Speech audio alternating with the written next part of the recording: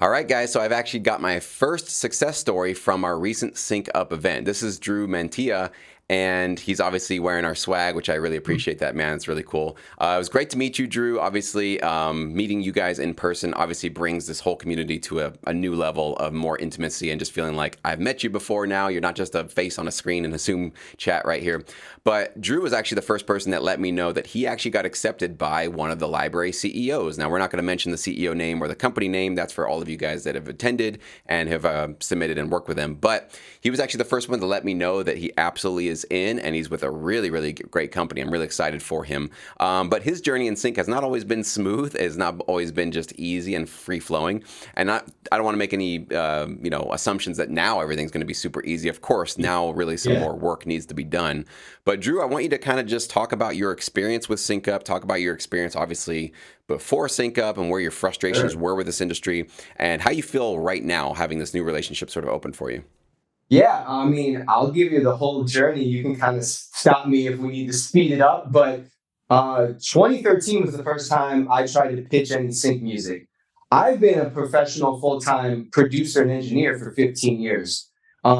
So I think part of my struggle, we'll get to there, just comes from feeling like artists pay me to do this full time for the past 15 years. So why am I beating my head against the wall to make sync happen? I commented on one of your videos right before I got the word that I got this new opportunity. I commented on one of your posts that you were talking about, it's over for average producers. And I was just like, man, there's so much evidence that I'm not average. I have a portfolio of produced songs with many millions of streams. I've been approached by major label A&Rs before. I make a full-time living doing this for artists. And I was just getting no's all over the place with sync for 10 years. So 2013, an artist I'm producing says, I have this sync licensing opportunity, which I now know as a brief. Someone sent them a brief and said, let's make some music for it. Did it, didn't go. And over the next 2013 to 2018, spotty. Someone I'm producing says, hey, I got this opportunity. Let's make a song to submit. 2018, I was just kind of reconsidering things and looking for new income streams. I found your channel in 2018. I've watched almost every video you've posted since. So it's really cool. Now went from been watching your channel in 5 years within the past 5 weeks, met you in person. I'm now on your channel, so I'm just really grateful to be here. But anyway, 2018 is when I was like, okay, I want to add sync to what I do. I'm going to figure it out.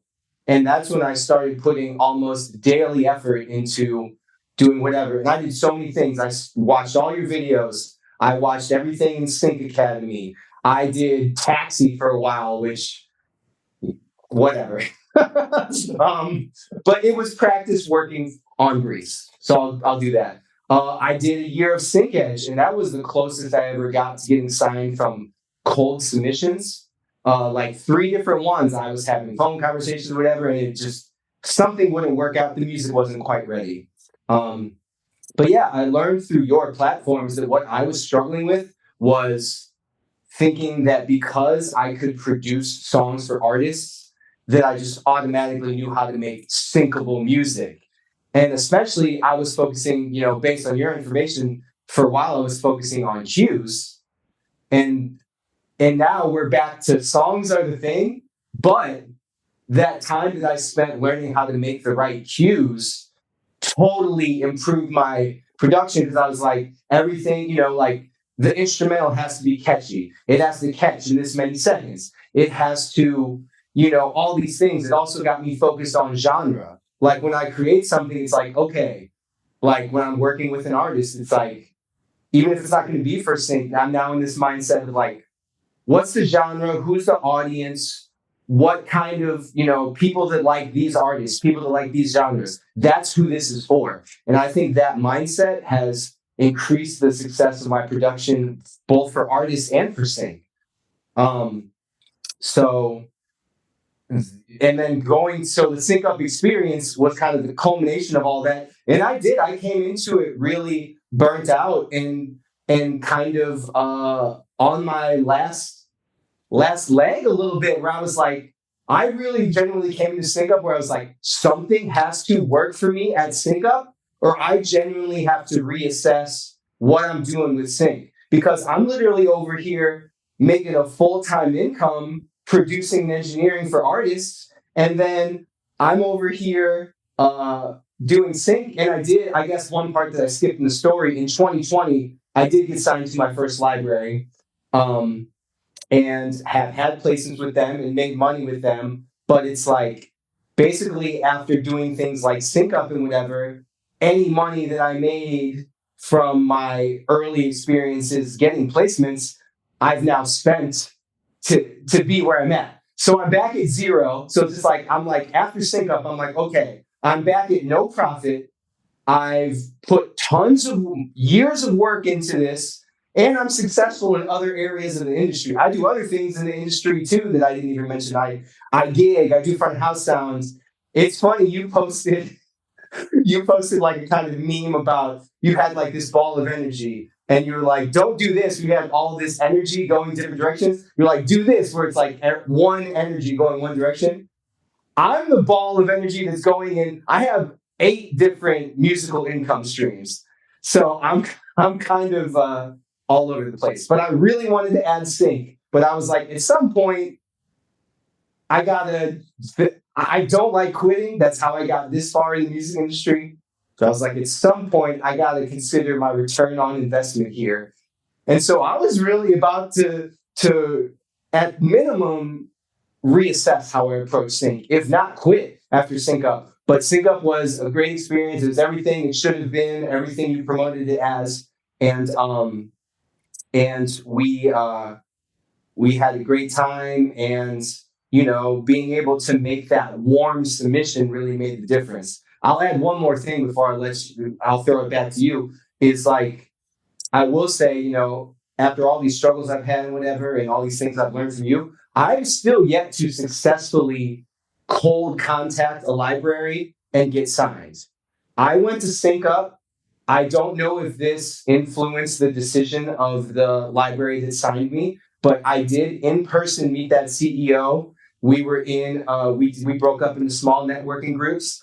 By happenstance, I happened to land in his networking group, and even doing research in advance, I felt like I walked into there, I was like, I want to sign with this library, and I feel like I have the material that this library is going to sign me. And that's what happened. And I don't know if this influenced him, but we spoke in the small group networking, and we talked about our ethoses around why we want to do Sync. And we really synced up in that manner. So I don't know if he remembered that when I made my submission, but even if he didn't remember that, it's a warm submission just through Sync Up.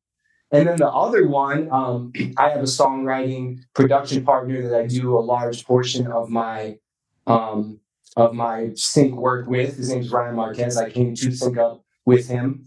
And he likes to hang out in LA, and he just met somebody out in LA one time who said, "Oh, what do you do?" "Oh, well, I work with a sync licensing publisher." And he's like, "Oh, well, I'm a producer songwriter looking to work with sync licensing publishers." So that got us on their briefs list. They sent out a brief, and we happened to have finished, packaged, ready to go music on my hard drive to respond to their brief. And that's how we got signed to the first library. So now I have 2 libraries that I work with, and neither of them were through cold submission. So take from that what you want. But that's amazing, man. And I'll give you a little look behind the scenes. Yes, these library CEOs do remember you guys. Most of them will have, especially in your little note that you wrote to them, if you had a great conversation or you networked with them, just jogging their memory. And that's the instructions I gave all of you guys was, yes, don't hand them a business card. Don't give them a USB stick. Have a great conversation with them. That's actually going to stick with them much more. And then when you reach out to them through the submission portal, you give a little reminder of where you guys connected and where you met. And it's like, yep, like you said, that warm lead is certainly making the difference for a lot of members. So we actually have already had a few more members say that they've got accepted as well. And absolutely, it was that sort of introduction and that networking opportunity that sort of opened the doors. But of course, let's not downplay it. It was also, and of course, your music that got you through the door there, because even if you had a great conversation, if the music isn't Yeah. relevant, high quality, good enough, they're not going to be Mhm. accepting it, of course. It's not a charity operation. This is a business. So they definitely saw what you were offering and said, yes, this is something that we can obviously use. So you brought so many good points to this conversation, just the point of you feeling like, something was working for you in your career and is working for you and all these other assets. And it's like, well, why is sync giving me this pushback?